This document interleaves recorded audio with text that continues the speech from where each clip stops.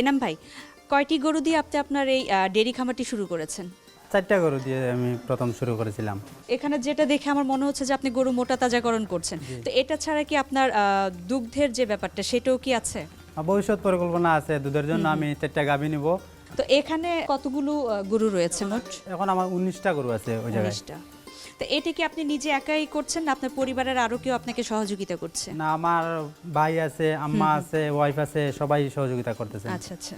তা আমি যেটা দেখতে পাচ্ছি ওদেরকে হচ্ছে আপনি শুকনো খড় খাওয়াচ্ছেন, তো এটার পাশাপাশি আর কি খাবার খাওয়াচ্ছেন? সকালে আমি ঘুম থেকে ওঠার পরে কাঁচা ঘাস দিয়ে দেই, দুপুরে দানাদার খাবার, বিকাল বেলা শুকনো খড়।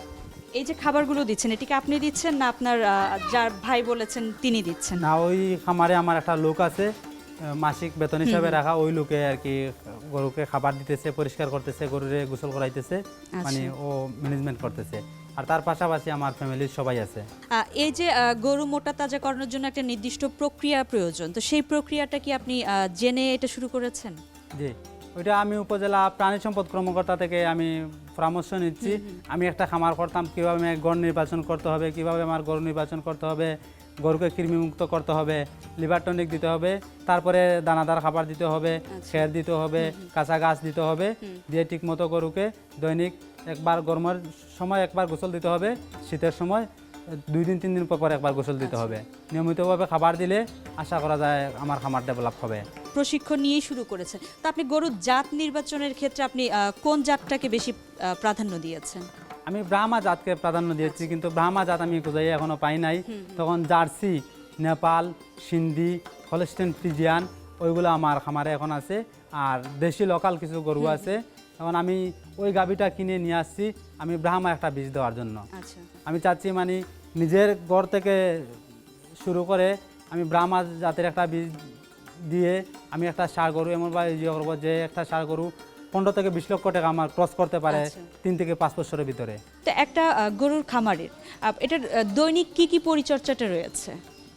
দৈনিক সকালে সাধারণত ঘুম থেকে ওঠার পরে গরুর গোবর পরিষ্কার করতে হবে, শুকনা খের দিতে হবে, শুকনা খের দেওয়ার পরে 2 ঘন্টা পরে দিতে হবে দানাদার খাবার, যেমন খৈল, বুসি, চিটা এগুলো মিশ্রণ করে দানাদার খাবার দিতে হবে দুপুরবেলা।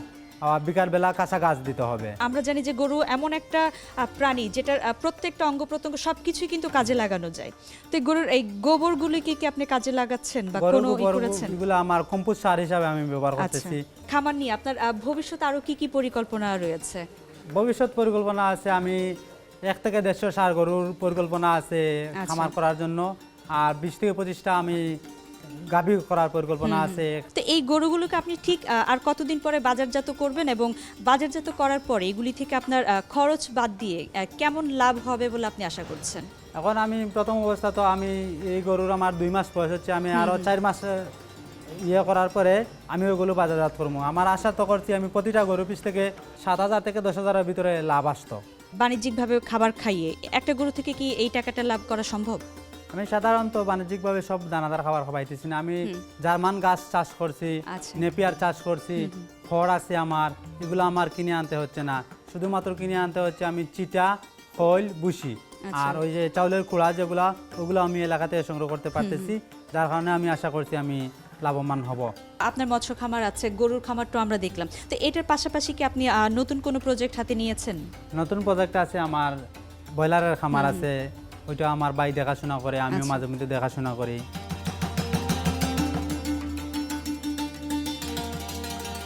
আপনার বড় ভাই এনাম ভাই মাছ চাষ এবং গরুর খামার করে সফল হয়েছেন, তো আপনিও নিশ্চয়ই ওনার কাছ থেকে অনুপ্রাণিত হয়েই শুরু করেছেন। জি, আমি 2000 সাল থেকে আমি পোলট্রি ব্যবসা করি।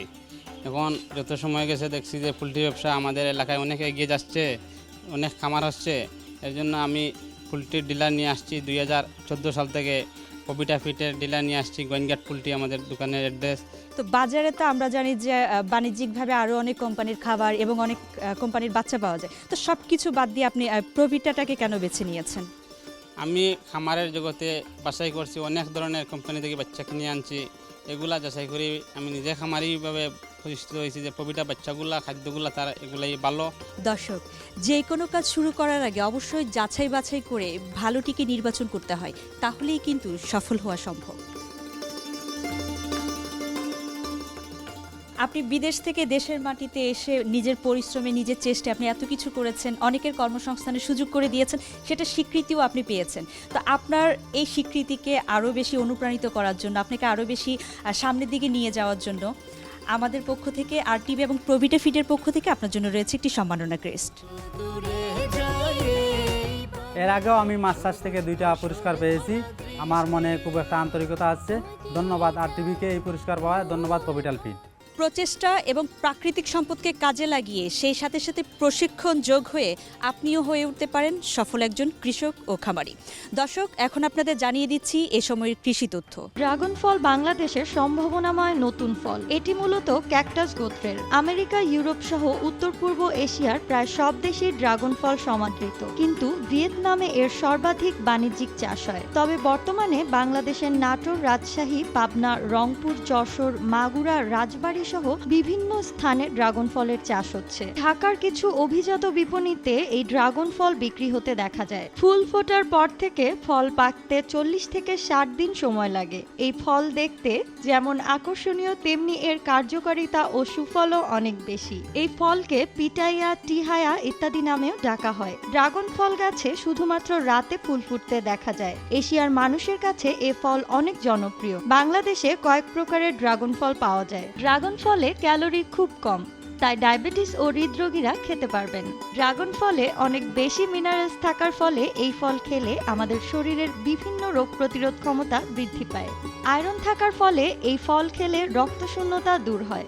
ড্রাগন ফলের কালো জিরার মতো যে বীজ থাকে তা খেলে খারাপ কোলেস্টেরল LDL কমতে সাহায্য করে, শরীরের রক্ত প্রবাহ বাড়ায়, ফলে রক্তচাপ কমে। নিয়মিত ড্রাগন ফল খেলে রক্তের গ্লুকোজ নিয়ন্ত্রণে থাকে।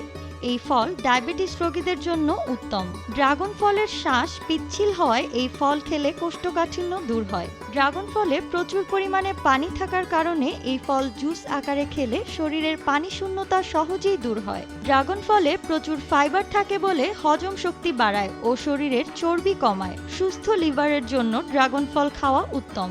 ড্রাগন ফল নিয়মিত খেলে ত্বক ভালো থাকে এবং ত্বকের ভাঁজ পড়া বন্ধ রেখে বার্ধক্য বিলম্ব করে। থাইল্যান্ড, ভিয়েতনাম সহ অন্যান্য দেশের মেয়েরা ফেসিয়ালের কাজে সাদা ড্রাগন ফলের জুস ও কচি ডগার পেস্ট ব্যবহার করে।